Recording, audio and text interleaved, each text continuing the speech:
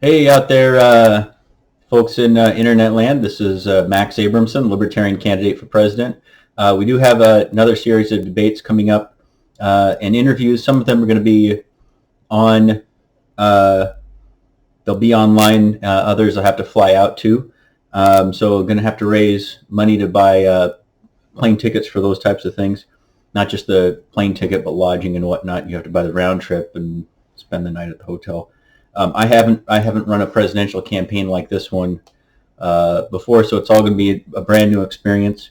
Most of the campaign events that I've gone to, when I ran for governor in 2016 as the Libertarian candidate, not to toot my own horn, but I was able to win a record number of votes and win major party status for the Libertarian Party, allowing you to, in New Hampshire, for the first time in 20 years, register as a Libertarian voter, which I did as soon as I could. Run our candidates without having to go through complex ballot access rules and get thousands of signatures. Let us build the party. Let us put out a primary, ballot to let people know that we're out there. And we're able to grow a party membership by leaps and bounds because we had an open primary. And I still believe that the Libertarian Party needs an open primary. But, nominating convention, open primary, either way. What's come up on social media over and over again, both in discussions, people are bringing up again the Dunning Kruger effect. And this is an idea by a study by both Dunning and Kruger, which is described on Wikipedia as cognitive bias in which people mistakenly assess their cognitive ability as greater than it is. It is related to the cognitive bias of illusory superiority, basically just arrogance, and comes from the inability of people to recognize their lack of ability.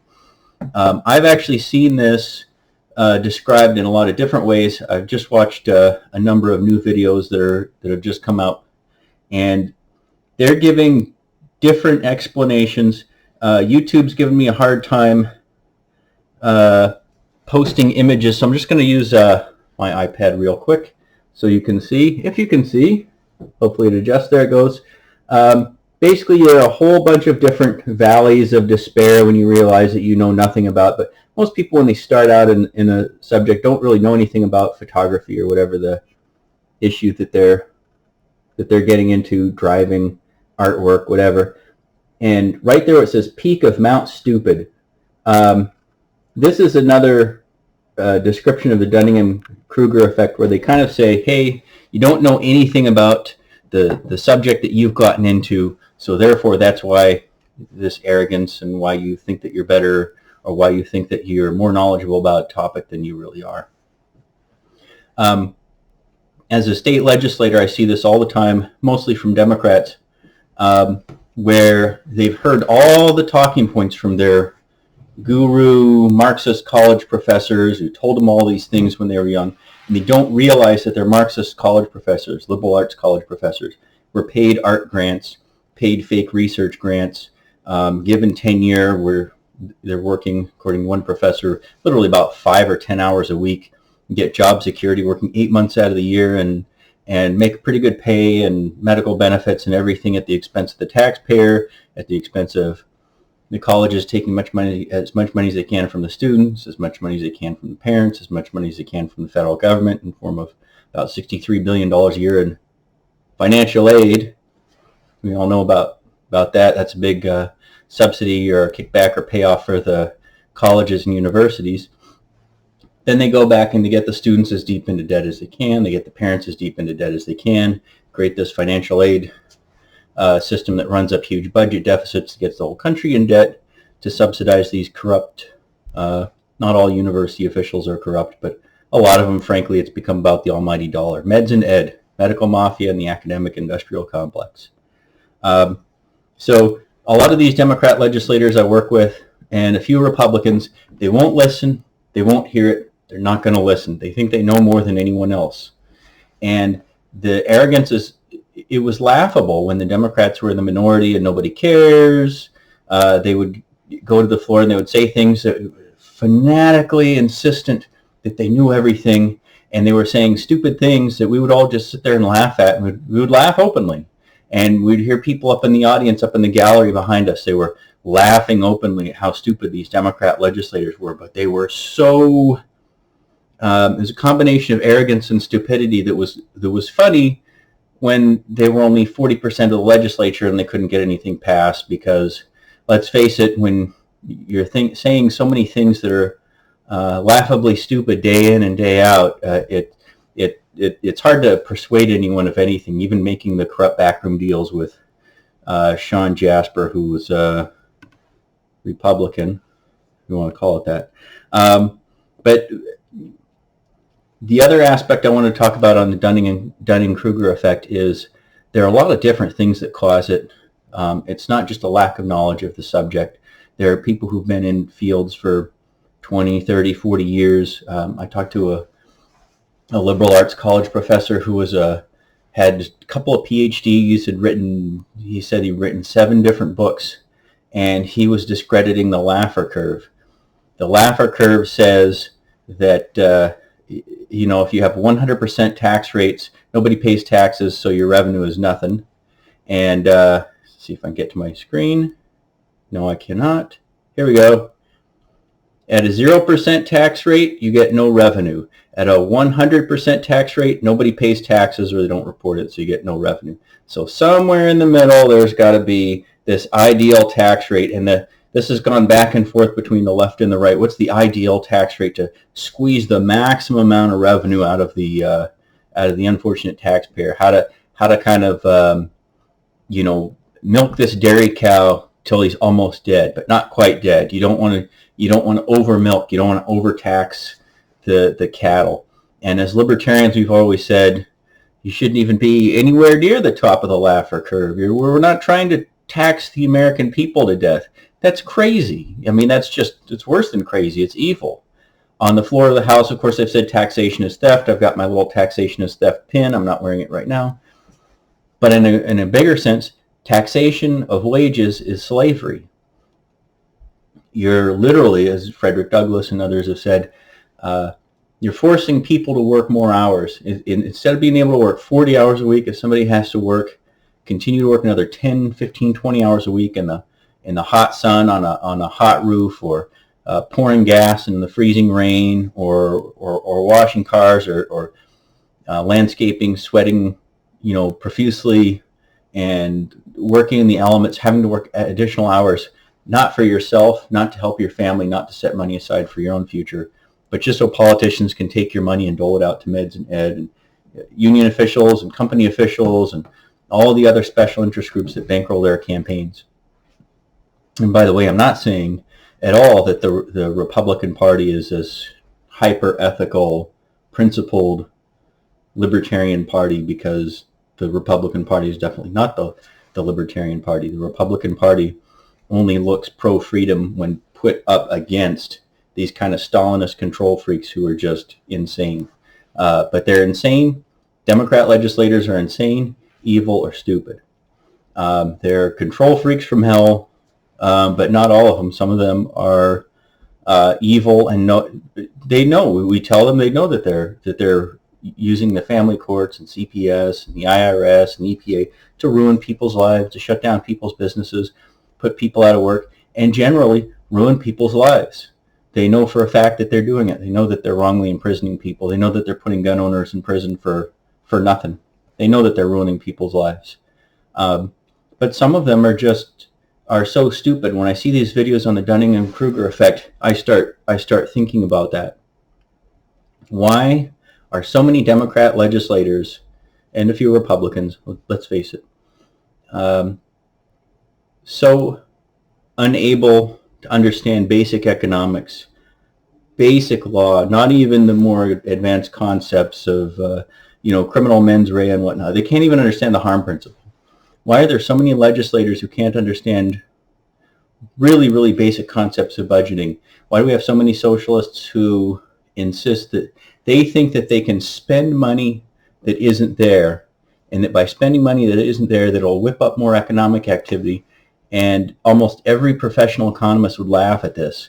93% of professional economists support free markets, 93% support free trade, 91% are pro-immigration, And nearly every single one, poll after poll after poll, they support less spending, lower budget deficits, and lowering and simplifying tax rates to where it's not, and lower interest rates, lower inflation, maintaining a stable money supply. It's almost become almost ubiquitous. And not only that with professional economists, but there are 50 different firms on Wall Street that measure economic output from year to year. They make their projections for next year's economic output. 49 out of 50 every single year end up with the same number. They say 3.25% for next year, then every other firm is within about a half a percentage point of that guess. And they're right every single year. In fact, they're getting their economic estimates so accurate that they're predicting accurately from one quarter to the next what's going to happen. And unless there's a sudden strike of copper, iron, silver, or sudden discovery of oil, or some other eureka moment somewhere in the global marketplace, everyone's already predicted accurately, because economics isn't an art. It's not something about guesswork. It's something you can learn. You can't have goods and services unless you produce them. They're able to model these out. They have computer programs now that can model out global marketplace, and they can figure out that if they lower trade barriers by a certain percentage, that represents a 0.5% increase in GDP, and they lower the trade barriers and GDP goes up by 0.5% more than expected. Lowering interest rates, raising the Fed funds prime rate, it's no longer even a matter of opinion. The M1 money supply, M2, M3, most professional economists are saying that the money supply tracks roughly somewhere close to M2.4, M2.5, meaning that they include almost everything that gets meant: checks, other monetary instruments, even Bitcoin, altcoins get counted in all of that. Debt instruments, things that can be used as currency, even precious metals get included, and of course your credit card and debit card purchases. So they can track that, and they can track inflation precisely. Whether you're a monetarist or not, they can not only get inflation within Friedman's ideal of between 0 and 2%, but they can get it right at 1%, and they can keep it right at 1%. So precisely and so accurately. If we go to Democrats and we talk to Democrats, they not only don't understand economics, they start flipping out at you, and they start screaming at you, and they don't understand it. And we'll explain, if you ban entry-level jobs, it puts people out of work. And I see Democrat legislators shaking their head, no, it can't be. Congress has voted to raise the minimum wage 19 times since World War II. All 19 times, unemployment rates have gone up. Youth unemployment rates have gone up the most. Minority unemployment rates have gone up. However the government measures minority unemployment. Congress has cut tax rates 17 times since World War I. All 17 times revenues have gone up. Millions of jobs have been created. Money's come back from overseas tax havens and tax shelters and gone back into the economy and created more jobs and ultimately more revenue. And usually it's a 1 or 2 year turnaround. So once I certainly don't even consider myself to be an expert in economics, but you see the same patterns over and over again. And there have been professional economists who look at what's called economic freedom, and countries with more economic freedom have more economic activity. It's obvious, it's simple. We're now at a point in economics where it's not even a challenge. Business owners tell us what are all of the things that they need in order to get products and services to consumers, in order to be successful. They tell us you kind of check everything, you read the bills, you run it past your fairness test, and you support pro-market policies that make it easier for people to start businesses, compete in an existing industry, open up those markets to free market competition, and all the different businesses start competing, offering better products, services, lower prices, more reliability. They innovate more, and they bring those new products to marketplace, and the economy grows. People figure out more, better, newer, more efficient ways of doing things, more innovation. They invest as the economy stabilize. People learn that they can really only get wealthy in high tech or automotive or aeronautics or materials engineering, biotech. They can only make more money by investing lots and lots of money in research and development in order to develop new ideas and advance those ideas. And that's where the vast majority of world economic growth in Western countries is coming from. And it's why Western countries with the most economic freedom have the most economic activity, highest per capita incomes, more economic freedom, more personal freedom, more civic freedom. Freer countries are not just better off economically, better quality of life, they're better places to live. Immigration around the world, people are tending to move toward countries with more economic freedom, especially if they want to start a business, invest, fill jobs that are otherwise unfilled. And this is becoming ubiquitously understood, except by Democrat politicians. And you explain it and explain it and explain it, and they flip out, and there's something there that's different. It's not just that they have just enough knowledge to think that they're experts on something, but that the knowledge, what they have, is wrong. And this is where I disagree with the Dunning-Kruger effect. Sorry, talking a little too fast. This is where I disagree. They're given a lot of wrong information that's a little bit hard for the average person to disprove, and they go off in the wrong direction on a completely wrong tangent, and they think things are true that aren't true, but they don't have enough intelligence, logic, reason within their own mind to understand that you can't spend your way out of a recession. You can't tax your way to prosperity. You can't just print unlimited amounts of money. You can't do these things. They don't understand. They're not going to understand, but they're so emotionally attached to left-wing economics. And I don't mean economic liberalism, belief in liberalizing markets, liberalizing trade, free markets. In America, we have to call it kind of economic libertarianism, because socialists and communists have been calling themselves liberal for so long that the word liberal in America doesn't mean the same thing. But it's the fact that it's almost like if you look at those charts with the Dunning-Kruger effect, and people, their view of themselves goes way, way up as they think they understand something, but it's almost like there's something going just completely opposite the other way. They have wrong information, and the wrong information, they build a lot of other bad conclusions on that wrong information and those wrong assumptions. They never challenge the wrong assumptions, and they don't have the capacity to question it. But they're so arrogant and they're so full of themselves that they never understand it. What's the consequence? All 15 of the 15 highest crime counties are run by Democrats. Unemployment rates are almost twice as high in states with Democrat legislatures. Every year and every decade, the 10 worst states for job growth, and no net job growth, are states with Democrat legislatures. States with the most economic growth almost always have business-friendly Republican legislatures.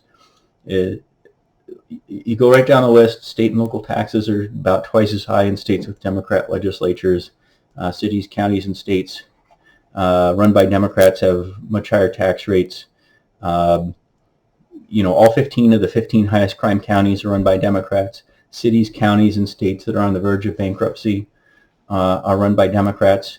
And the rate at which people are leaving states, the 14 safe blue wall states, the rate at which people are leaving Democrat-run states was about 100 people a day already in 1980, the 1980 census.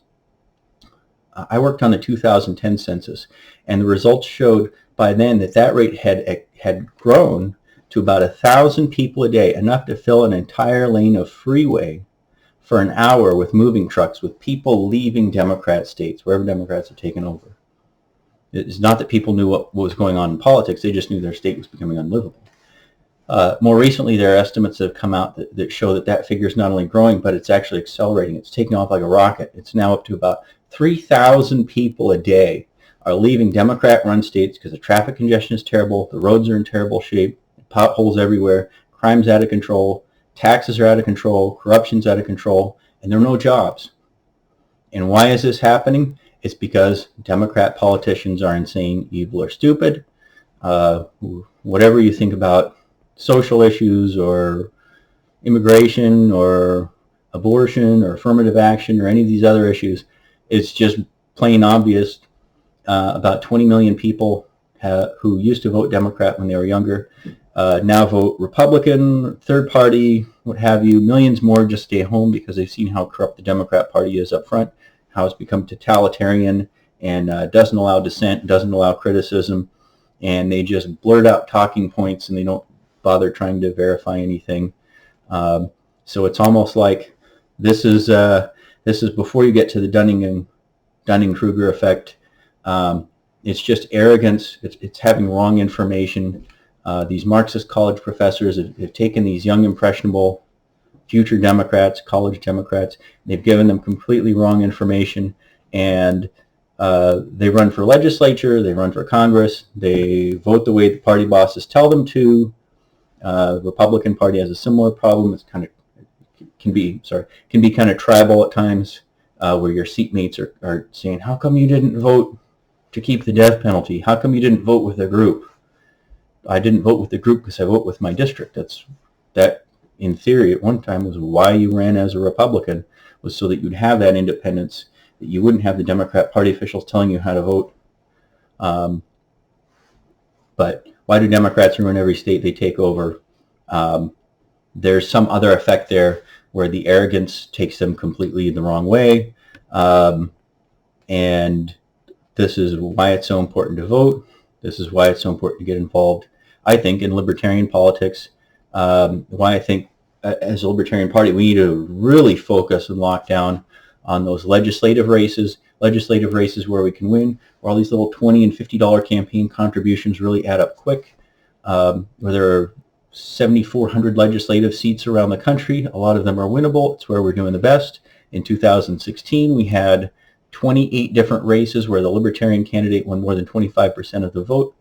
And so a big part of Blue Ocean Strategy for Libertarians, which is a Facebook page that I maintain, a big part of that is getting people involved, running for legislature, putting signs up for Libertarian legislative candidates, and just really focusing like a laser, putting all our efforts into legislative races and U.S. House races where we have a good chance to win. So that's the core of why I'm running, but that's also how I think this kind of arrogance, this illusion of superiority has taken over the arrogance of the ivory tower left. They're not even liberals. They're just soft Marxists, and if they're not going to learn the lesson that socialism has a 100% failure rate, then we need to show up every single year and just vote them out. So I'm Max Abramson, Libertarian candidate for president. Be sure to get involved in your local Libertarian Party and join and pay dues and get active